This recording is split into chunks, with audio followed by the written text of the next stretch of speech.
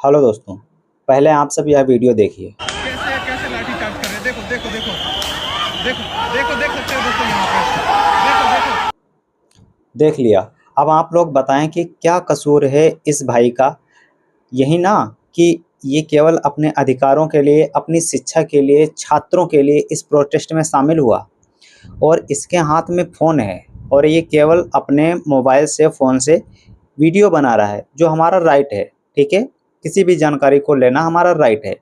वो इतना कर रहा है और देखा आपने कि दिल्ली पुलिस खड़े शांतिपूर्वक शांतिपूर्वक प्रोटेस्ट कर रहे छात्रों को, भाइयों को ये लोग किस तरीके से पीट रहे हैं। कभी पानी डाल रहे हैं, ठीक है, कभी आंसू गैस डाल रहे हैं, हर तरीके से लाठी चार्ज कर रहे हैं इस तरीके से। जबकि अभिजीत दीपिके सर और सोनम वांगचुक सर शांतिपूर्वक रूप से सब प्रोटेस्ट करवा रहे हैं। ठीक है, सब शांतिपूर्वक हो रहा है, लेकिन इन लोगों को ये बात हजम नहीं हो रही है। आप लोग जैसा कि देख रहे हैं, कुछ दिनों से हमारे चैनल पर कोई भी वीडियो, कोई भी अपडेट नहीं आ रहे हैं। बस ऐसे ही कोई वीडियो मिल गई तो उठा के डाल दिया, क्योंकि चैनल फ्रीज होने लगता है। इन दिनों लगभग 20-25 दिन से कुछ इस तरीके से आहत हुआ है दिल कि इतने हद तक सरकार गिर जाएगी कि शांतिपूर्वक प्रोटेस्ट कर रहे युवाओं को इस तरीके से खदेड़ा जाएगा। शिक्षा मंत्री धर्मेंद्र प्रधान जी को कम से कम एक बार बात तो करनी चाहिए। क्या माननीय प्रधानमंत्री नरेंद्र मोदी जी से ये इतना नहीं हो सका कि वो अपने 2-4 लोग ऐसे भेजकर उनसे शांतिपूर्वक बात करवा सकें? क्यों चुप्पी साधे हैं ये सभी लोग एक दूसरे के ऊपर? क्या अपने अधिकारों के लिए लड़ना, शिक्षा, सही शिक्षा के लिए लड़ना, बच्चों छात्रों के लिए लड़ना, क्या ये अपराध हो गया है? क्या वास्तव में तानाशाही की सरकार चालू हो गई है? अब इससे ज़्यादा तो और कुछ नहीं कहा जा सकता है। सबको पता है कि सोनम वांगचुक जी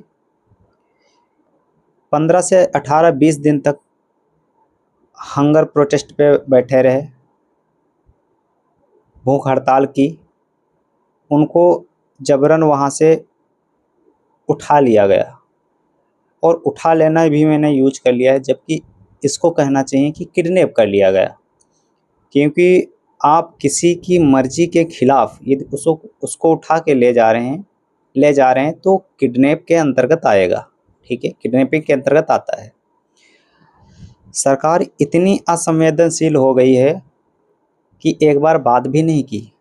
और आज जब युवा जंतर मंतर से संसद की ओर बढ़े तो उन पर आंसू गैस डाली गई, लाठी चार्ज करवाया गया। और यही नहीं, संसद में जब खड़गे साहब ने छात्रों के बारे में बात बोलना स्टार्ट किया तो उनकी बात को दबा दिया गया और संसद का टाइम ही क्लोज कर दिया गया, डिस्प्यूट कर दिया गया, बता दिया गया कि संसद का टाइम हो चुका है। ये है हमारे यहाँ की सरकारें। सारे युवा, लड़की लड़कियां सभी सड़कों पर उतरे हुए हैं, प्रोटेस्ट कर रहे हैं, शांतिपूर्वक प्रोटेस्ट कर रहे हैं। उसके बावजूद भी वहाँ की दिल्ली पुलिस क्या कर रही है? युवाओं पर लाठी चार्ज कर रही है, यहाँ तक कि महिलाओं को भी नहीं छोड़ा। सुनने में आया कि सोनम वांगचुक जी की पत्नी जी को भी बाल पकड़कर खदेड़ा गया।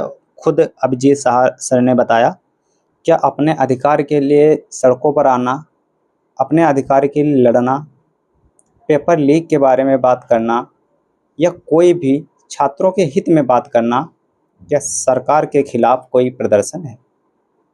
सरकार क्यों नहीं बात करती? धर्मेंद्र प्रधान जी क्यों नहीं बात करते?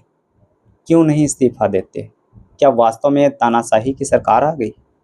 अगर ऐसा है तो जिसके दम पर चुनी गई सरकारें हैं, अगर वो युवा जागरूक होए, अगर वो युवा जागरूक हो गया है जैसे अभी है, तो सरकारें जो बनाता है वही बिगाड़ भी सकता है और उसको ज़्यादा टाइम नहीं लगेगा।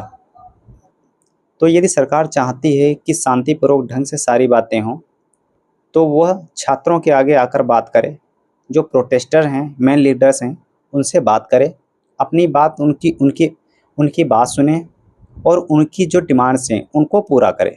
उनकी डिमांड है कि जो पेपर लीक हुए हैं तो क्यों लीक हुए हैं, इन पर जवाबदेही हो। और ऐसा नहीं है तो धर्मेंद्र प्रधान जी का, यानी जो शिक्षा मंत्री हैं, उनका इस्तीफ़ा हो। तो आपको ऐसा करना चाहिए, नहीं कर रहे हैं तो प्रोटेस्ट जारी रहेगा।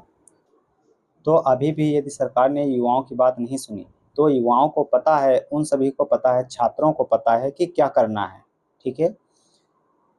और इसका परिणाम सभी जानते हैं और कई जगहों पर, कई देशों में देख भी चुके हैं। आप लोगों की क्या राय है? कमेंट बॉक्स में ज़रूर बताएं। धन्यवाद।